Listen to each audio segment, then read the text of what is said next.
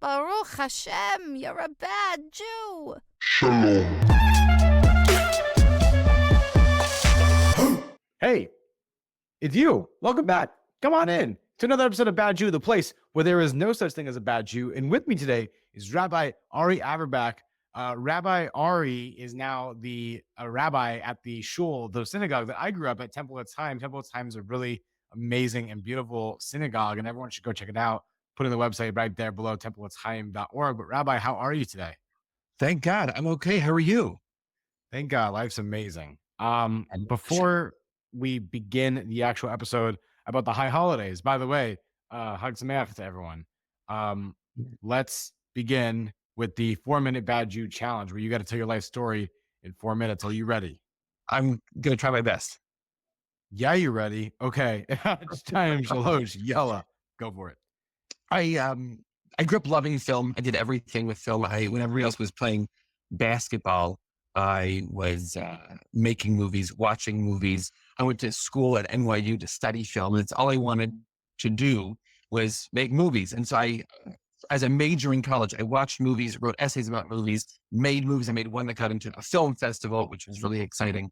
And I graduated and started working in film. I got an amazing job working with some people I really admired, actors and writers and directors and producers and casters. I mean, like, I watched the credits. I was like, I know them. And I hated it. I hated it. I really felt like, are these people happy? And these people were not happy. I thought, let me switch jobs. I switched jobs to work for one of the great producers. If you named your 5 favorite movies, there's a good chance he made 1 or 2 of these movies. And I hated that too. And the whole time, my mom and my dad and my siblings, whatever, was like, hey, why don't you come to shul this weekend? They weren't normal shul goers, but like, just why don't you come this weekend? And I had excuses, like I was just working. I would spend the weekends in the office when nobody else was there to catch up. And finally one day I went. My mom said, you got to come hear this woman speak about her trip to the refugee camps outside Darfur and Chad and the Central African Republic. I thought, all right, fine. And I went, and my mind was blown. She was doing something really meaningful with her life, not making like bad pilots or TV shows or movies or whatever. And so I went to work the next day and I wrote down what I did and I quit.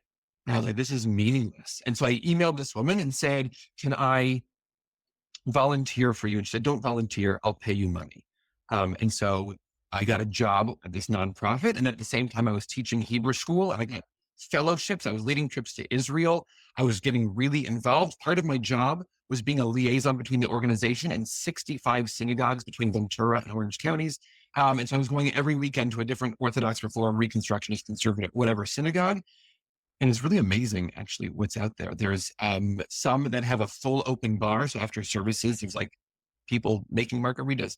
And there's one where like the rabbi, they lock the door when the rabbi gives a sermon and you can't move, and people are like taking notes on that. I mean, just incredible things. And I fell in love with Judaism. And my rabbi sat me down, Rabbi Harold Schulweis, and he said, you're going to be a rabbi. And he was the consultant to the Simpsons. He's been in movies. He said, what do you like about being a rabbi? He said, I get to be with people in the most important moments of their lives, under the chuppah and in the hospital and at graveside. And I hold their hand and we cry together, we dance together. I thought that was way more meaningful than any other life I could have imagined, more than the job at HBO I was applying to at the time.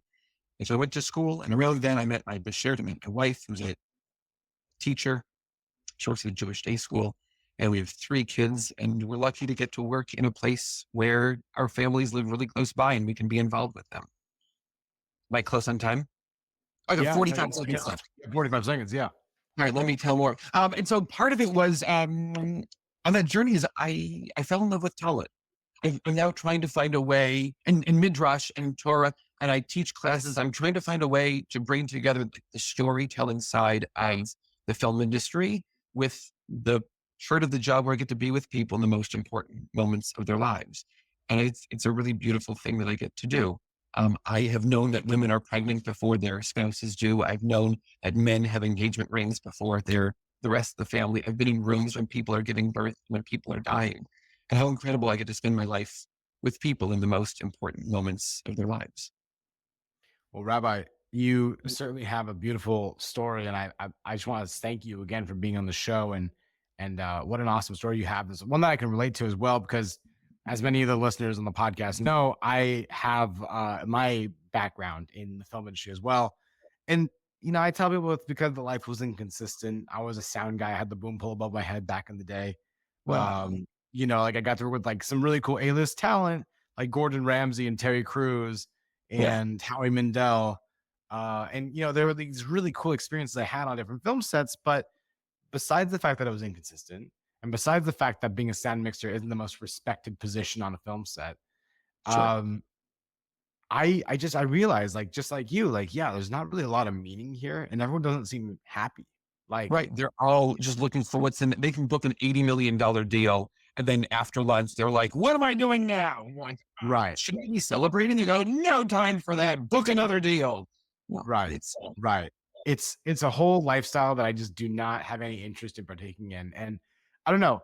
I feel like part of the American dream went hand in hand with the film industry, if you could say there was an American film dream, if you will. for sure. And it just as many have said the American dream is dead, I believe the film industry's American dream is dead. And I'm not very partial to it anymore, just like you are.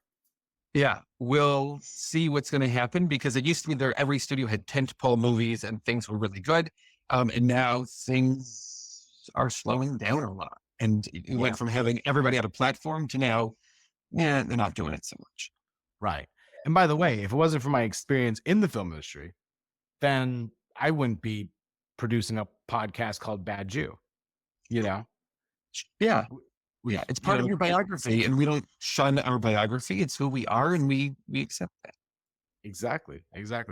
So, Rabbi, let's switch subjects now. Let's get to the main subject of the podcast, which is the concept of fasting, right? If you clicked on this episode, it's because you want to understand the concept of fasting. Okay, it's one thing to say you have to not eat for 25 hours, but it's another thing to actually understand the ritual.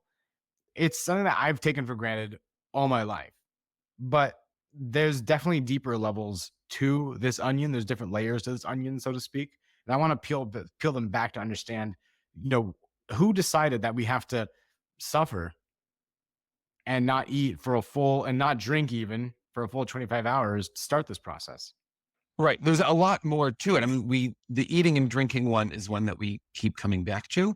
And there's also other rules that we're supposed to pay attention to. We shouldn't wash ourselves or anoint ourselves. So no deodorant or perfume. Some people don't brush their teeth or anything like that. Not supposed to wear shoes, or maybe it's leather shoes, depending on which rabbi you follow. And no, the euphemism is no using the bed. We understand what that means. You're allowed to sleep. You're allowed to sleep with other people. And it's like, where does this come from? Like, to take a step back, what's the goal? I mean, we can talk about this. This isn't for me to just teach it. What's the goal on Yom Kippur? What are the goals of the high holidays? And if you want to take another step back, why do we even go to shul on these days now? It used to be that Jews would really, the biggest day for shul, for going to temple, was the Shabbat before Pesach, because people wanted to know how to do Judaism at home. The rabbi would give a big sermon on how to keep kosher, how to kosher your pots and pans and dishes and things like that. And now that's less common to go to shul the week before Pesach. Like, why did Yom Kippur take its place in the top of the pyramid here? And just to go back a little bit, when I was young and single and cool and I lived in this city, I was getting involved in Judaism and I wanted people to come with me. I didn't want to go to an event by myself. And so I called my friends, almost all of them are Jewish, and I'd say, let's go to this thing. Let's go to Simchat Torah or Purim or Lag BaOmer. And they'd say, no, thank you. They didn't love Judaism because the Judaism they grew up with was Yom Kippur, which is 12 hours in a synagogue, fasting and feeling terrible about themselves. And so my non-Jewish friends went with me to Lag BaOmer, and they loved it. We did a bonfire on the beach, and we're dancing and singing and going, I love being Jewish. I take them to Purim, and they're like in costume and getting drunk and dancing, and they're loving being Jewish. They come with me to Simchat Torah. We've been dancing and drinking and eating, and they loved being Jewish. My Jewish friends were like, I don't know what you understand, what you like about Judaism. It's boring, it's dull, it's fasting. We kind of dug ourselves in this hole by making it the key holiday. I've heard however many rabbis, a lot of rabbis, give a sermon on the high holidays, like on Rosh Hashanah, saying, please don't come to shul on Yom Kippur. If you're going to pick 2 days to come to shul a year, don't pick the longest days. Pick other days. Pick days where there's joy. If I said to you, you have to run twice a year, go for a run twice a year. You go, I guess I'm going to do the Boston Marathon and the LA Marathon. You go, no, go for a jog. Get yourself in shape. Work yourself up to the marathon. You can't just go from being sedentary to running a marathon. And that's what so many people are doing. So you're saying that that it's a really bad barrier of entry for Jews that are looking to get connected to their Judaism, and yet it's a common misconception that for the people that only show up to shul twice a year. Yeah, I mean, we have so many hurdles in Judaism. Probably the least of which is theology. A lot of Jews these days don't have a relationship with God. They don't believe or not believe. They just don't even think about God. So beyond that, though, it's Hebrew. A lot of the people at our synagogue, and I've been to so many synagogues, a lot of them can't read the Hebrew. And so they're maybe singing along, Avinu Malkei, like they know the melodies, Ashamnu, they know what they're doing. A lot of things are repetitive because we know historically people didn't have access to books even not so long ago. So they couldn't even read it. And then you read the English and you go, does this English, do I agree with this? Do I agree with the words? Do I even know what some of these words mean? Have I grappled with what it means to be sovereign of the universe? Or are we clay in God's hands? So I believe in this theology where God is forming us like a potter with clay, which is one of the poems that we sing. It's beautiful. And also, like, do I believe that I'm just glass that God is expanding and throwing away at God's will? And so I think we've got a lot of barriers. And so we go, here's another barrier, a day of 25 hours of fasting, and you should sit there. Right. And just enjoy it. So, all right. So you want to know where the fasting comes from? It's not really from the Torah. So many of our rules that we claim to be their right from the Torah aren't literally from the Torah. And I wonder if Judaism not reformed like reform, but like reformed today, if somebody went to a remote tribe and handed them the Torah or Tanakh, the whole Bible, and said, here is your source text for life, live it, breathe it, believe it, would they have Judaism that looks anything like ours today? And I really think that they wouldn't. And it's developed over centuries of living under oppressive governments, of having really creative rabbis, of all of this. So it comes from the idea of fasting on Yom Kippur. Really comes from the middle of the book of Vayikra, the middle of the book of Leviticus. And it says in Leviticus, if you want to follow along, it's Leviticus 23:27. It says, mark the 10th day of the 7th month is the day of atonement. It shall be a sacred occasion for you. You shall practice self-denial, and you shall bring an offering by fire to Hashem, to the Lord.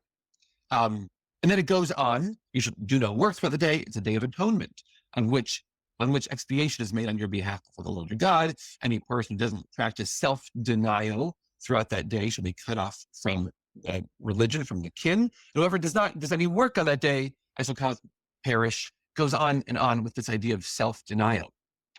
So it doesn't say fast. Yeah. Right. And so over time, it says self-denial 5 times in this short section. So Chazal, our great rabbis of blessed memory from 1800 or 2000 years ago, said it says it 5 times, which means there's 5 kinds of self-denial. You can't eat or drink. You can't wash. You can't anoint, a word that we don't use so much, but make yourself smell better. You can't wear shoes or leather shoes. You can't have sexual relations. Right. And so part of the question is, is self-denial working?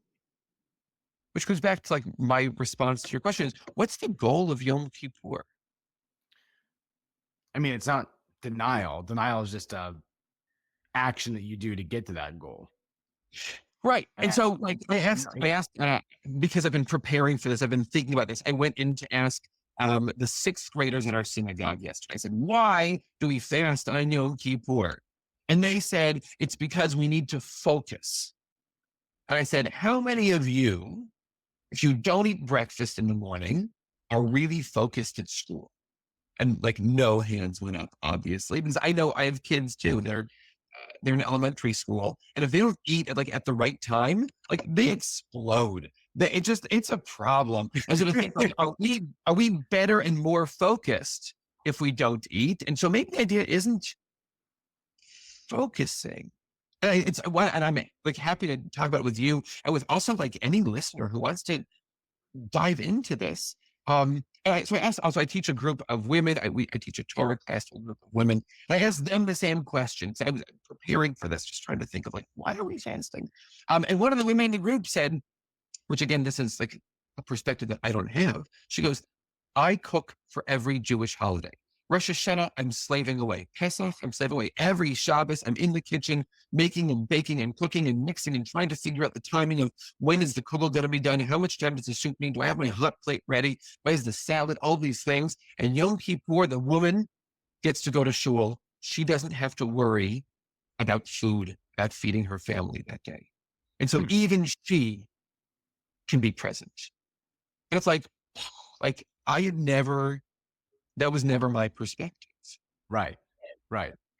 And so I liked this idea. I always thought it was like, so we can focus, but I don't focus well Right. and I wonder if you're not washing and anointing and things like that, what does it smell like in this room? And then leather. So one of the things, yeah, right. You can't wear shoes, or maybe it's no leather shoes. Again, it depends on which way you follow. And so our custom has become to wear non-leather shoes. So my mother-in-law, I love her, she went out and bought me these shoes that are either like recycled plastic or something, and they're white. They're perfect for Yom Kippur. But they're really comfortable. So now I have this choice of, do I wear my leather shoes, which are uncomfortable, but are kind of forbidden by the rabbis on this holiday? Or do I wear my really comfortable Brooks or whatever they are, which are really going to help me and help my posture and help me feel comfortable on the holiday? Which one is more in line with the holiday? The one that our law has become, no leather shoes, or the one that seems to be the original from the Torah of, I'm supposed to afflict myself and feel some pain today. And so I'm going to wear the white shoes because that's like what we do. And at the same time, I go, is this right? Maybe it's no shoes. And is that in a world where we used to walk to, like everything was dirt ground and there were no cars, we were walking in our shtetl to shul, does that hurt? Or feeling pain? And this is like our version of one day of self-flagellation, of like whipping ourselves. I'm going to walk on rocks and dirt, and I'm going to be dirty, and I'm going to be the most base animalistic version of myself. I mean, I grew up with my own interpretation of that. Any amount of hunger that you feel that day or any amount of pain is like the equivalent of the sins that you committed that year. It's like the more hungry you were, the more sinful you were that year. Sure. You know, I know that's not true. I know that's not a real measure of how good of a person you were that year, but growing up, that was how I justified it in my head. Sure. Right. And like, I remember being 13 and 14 and 27 and like bragging about how many hours I fasted. And at 13, like after my bar mitzvah, I was like trying really hard. I'm going to make it to lunchtime, you know? And then it became easier. It became harder. Now I have to take medicine. Like if I don't take medicine, my body explodes. And so I have to and so how do I do this in a way that I can take my pills, only a little bit of water? And that's going to be the way to do it. And is that hunger? I'm sure other people feel this too. Have you ever had a day where you forget to eat breakfast? And you're so busy, you forget to eat lunch. You look at your watch and it's 4:00 and you go, I should probably eat something. I'm not even that hungry.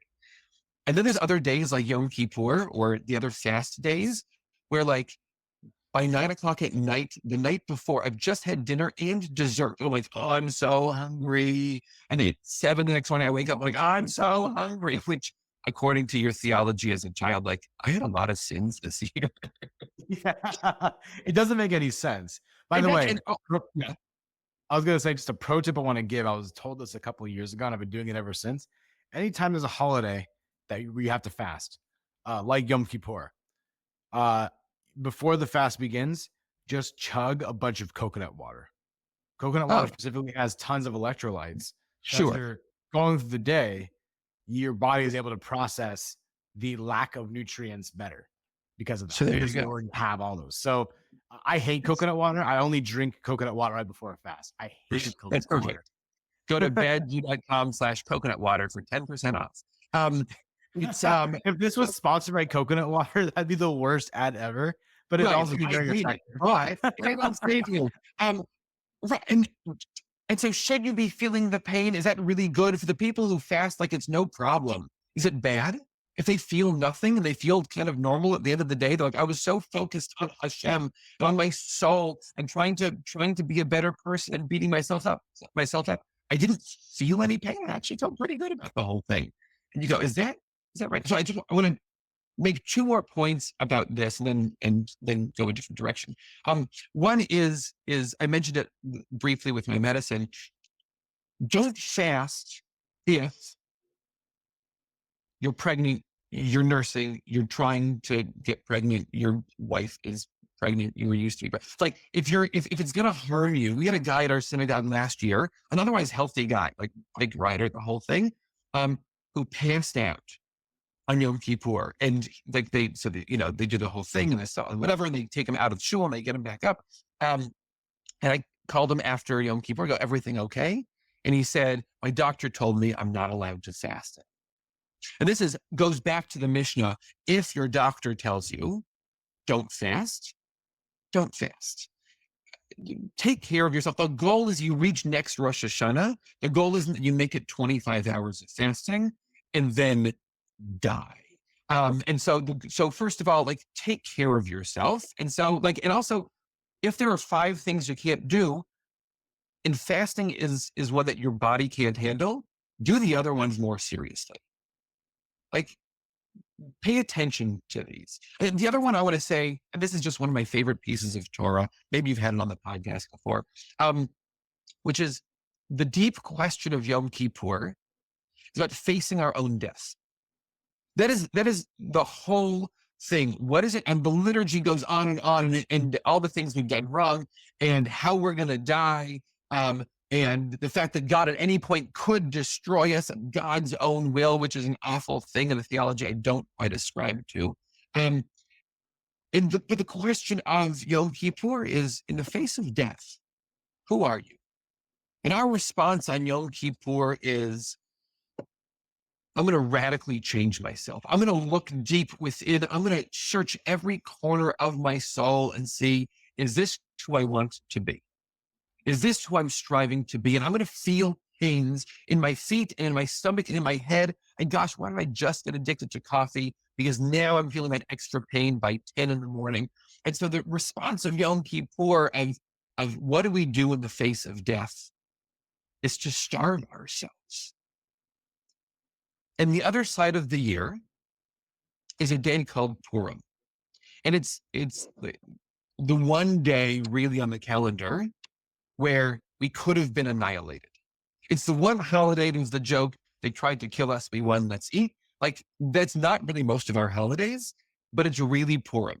There was a bad guy, and he said, we're going to kill all the Jews on this day. And we, by cunning and by Hashem, by God, we won. And so, but we faced death. Everybody, every Jew in the kingdom, which went from India to Ethiopia, that went through the whole known world at that time, all of the Jews in this area, which was all of the Jews in the world, were faced with certain death. Well, when faced with certain death, what do we end up doing? We eat and we drink and we party and we carouse and we dance and we dress up in crazy costumes. And I think these are the two sides of the year, and this is the two sides of Judaism. Is when faced with death, when faced with with our mortality, with the fact that our life is finite, what are we going to do? And on one side of the year, we have carousing. And the other side of the year, we have fasting. And we know that neither one of them is healthy. If you thought about death every day, you'd have like one of these polar things. And so instead we try to find a middle ground. And it's just beautiful that one day is Purim and one day is Yom Kippurim. One day is Purim, the other day is Yom Kippurim, which means the day that is like Purim. And it's not the origin of the name of the holiday, but how beautiful that it's the name of the holiday, Yom Kippurim, the day that's like Purim, that we're faced with mortality. And when you think about who you are and who you've been and who you want to be and what your life is going to mean, how do you respond to that? And one is you go out and you dance. And Yom Kippur is 25 hours where we try to really think, is this who I want to be? So maybe there's no time for eating. Maybe it's not that we're trying to fast. It's that we're just taking every second of this day to think about who we are and who we want to be and what direction our life is going. And it's no mistake that the Torah that we read in the morning on Yom Kippur from Isaiah he says, is this the fast that I desire? Is this what you're trying to fast? You can brag and you can pat yourself on the back. Go, look how macho I am that I fasted all day. And Isaiah says, no, here's the fast that I desire. I want you to be hungry so you know how hungry people feel. So you can take some of the money that you saved but are not eating today, some of the food you didn't eat, and give it to somebody who's actually hungry. How is this fast going to change your life? How is this fast going to change the world? Because you not eating should change you. And if all it does is make you go, look how great I am. And now I'm going to get to my Aunt Trudy's house and I'm going to scarf kugel and have shots of whiskey and a white fish salad because I survived the day. And I think we've missed the point of the holiday. The point is to look at our own mortality and look at who we want to be and look how broken the world is. Wow. It's a heavy, heavy day. And there's a reason that it'd be great if people came to Simchat Torah instead, because come, we'll unroll the Torah and we'll dance and we'll drink and we'll eat and you'll enjoy it. Right. People don't, I don't know if it's people, I don't know if it's Americans, I don't know if it's 21st century, Gen X, Y, Z, whatever. People don't want to face their own mortality. There's a what do you call a convent? Whatever it's called for men. Anyway, Incarcerated person. What was that? Incarcerated? No, like a place for holy people of the Christian faith, a monastery where what they want to understand death. That's what they do is they sleep in their casket every night, not in a comfy bed, but they say goodnight to the other friars and they get into their coffin and they sleep in that because, what was that? I was going to say, do you think that works? I mean, it's uncomfortable. I don't know. Judaism doesn't believe in self-punishment. We don't beat ourselves up. We believe in, thanks to Rambam, some sort of middle path of trying to take care of ourselves, but not too much, not being an apikora, somebody who just eats whatever they want and drinks whatever they want. We're trying, and no self-flagellation. We're trying to find this middle. But what would it be to face death every day? And I think it's too much.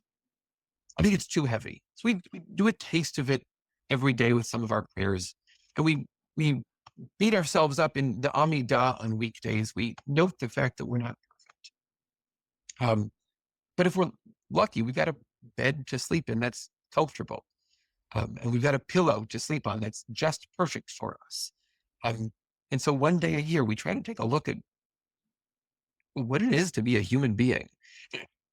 I had this I don't know where I got it from. Last year, probably from a rabbi, probably from somebody smart. Was in Kol Nidre, we started acting as if we're angels, right? We dress in white. People wear a kittel. People, they're fasting. I mean, it's this taste of death, right? Dead people don't eat and don't have sex and don't wear shoes and don't smell good and they're wearing their kittel. Yeah, what I'm going to be buried in one day is what I wear on these holidays. And so you look angelic. Angels don't eat, and angels we have them as these beings in flowing white robes, or whatever it is. And they don't interact with humans in this way. They don't shower. So for a day, we're angels. I loved this beautiful idea of, for one day, we are angels. And then I started thinking about the fact that we're not. I spend the whole day leading a synagogue. There's 1,000 people in the room. My stomach is growling the whole day. I'm uncomfortable the whole day. I'm living through words of Torah, of being miserable the whole day. Because it's a reminder, I'm just an animal. As much as I am a human, a Jew, I am some sort of godly creation. I'm also some sort of godly creation, like a platypus or a bear or a lizard. I'm just an animal, and I get hungry and I have needs. And it's just like this strange, I don't know, juxtaposition. It's like it's holding all of these things at the same time that makes Yom Kippur. Wow. So I've come to be very privy to the ideas of Stoicism throughout this past year, amongst other things as well. I think that there's a lot of things that are relatable between Torah and some of the teachings of the Talmud, along with Stoicism and how the ancient Greeks would talk about it. I think there's a lot of crossover in that, and this is probably one of the most Stoic explanations I've ever heard in terms of the idea of, in this time you have 25 hours to subject yourself to an incredibly difficult situation. And in that time, you're going to reflect, because this period, this 25-hour prohibition that you've put in your life is going to put you in the position to help you realize, do I like the version of me that I've created this past year? And going into this next year, will I come out a better person? What can I do to improve? When I simultaneously reduce myself down to an animal and also elevate myself to an angel, it's humbling. It's a very humbling experience. So I think that's a really beautiful way to reflect and to grow as a person, is to undergo this holiday. But I get what you're saying, going back to the idea of don't go to shul on the high holidays. I'm kind of joking, like it's, big day, but yeah. Yeah. Like, you're saying it facetiously, right? But there's also the aspect of there's a certain element of truth to the fact that there are so many other holidays. If you're going to participate in this holiday, then you really should commit to the other ones as well. Yeah. Right. And so I right, 100%. And like, obviously we want people to come to shul, Rosh Hashanah, Yom Kippur, and other days too. But my friends actually, all of those people ended up remaining Jewish and raising their kids Jewish, and they're in religious school. Like, so they're okay. But I think of how many people have given up on religion or Judaism because all they know is the sad stuff. I've heard so many, I love comedy, stand-up comedy. I've heard so many comedians talk about how they gave up religion because it doesn't make sense. They bring up like this like one piece, and you go, any good clergy person could explain this to you in a better way. And when you go, I hate Judaism because it's all about fasting. No, you just went the one day of the year. I mean, like, unless like you happen to observe Tzom Gedalia and Tisha B'Av really drastically, like it's not. But going back to this idea, I found this piece of halacha. I found it in Penine Halakha, which is a great work of halacha, of Jewish law. It really like summarizes a whole bunch of other things, of other halachot, into a very readable text. It's in Hebrew, but the Hebrew is not so advanced. And so it's pretty good. And it says, and it's quoting, just here it's quoting Shulchan Aruch, and it's quoting Talmud. And essentially the sages said, one who eats and drinks on the 9th of Tishrei, on Erev Yom Kippur, like right before Yom Kippur starts, the Torah considers it as though that person fasted on the 9th and the 10th. But even though fasting is harder than eating, God wants to increase our reward, so that God considers our eating on the 9th as if we were fasting. And so I just love, I love this too, going, if fasting is too hard, you enjoying life, you eating something delicious right before Yom Kippur, according to this halakha, it's like the same thing. So don't beat yourself up if you can't do it. Also, enjoying life, enjoying God's world is equally important. There's this great story of the original modern Orthodox rabbi, Rabbi Samson Raphael Hirsch in Eastern Europe, in Germany. And all of his students were getting ready. I think it was Pesach. They were all getting ready for the holiday and all the things they had to do. And he was packing a bag. And they go, Rabbi, what are you doing? You're not celebrating the holiday? He goes, I'm getting older. And when I die, I don't want God to say, did you see my house? Like, how do you take in this world that you live in? And so fasting is important if it helps you find this inner working, if it afflicts you enough, because we live in such comfortable, air-conditioned lives that are just so easy. So if you can feel the affliction of those who are really hurting, it's incredible. But also, can you take a taste of how incredible this world is? And maybe taking that day off of eating. When you have some orange juice or a bagel at 7:00 p.m. after Yom Kippur, it tastes so much better. And you really can go, gosh, this bread is amazing. Which on any other day, we just kind of scarf food. And with, my house is kosher, my shul is kosher.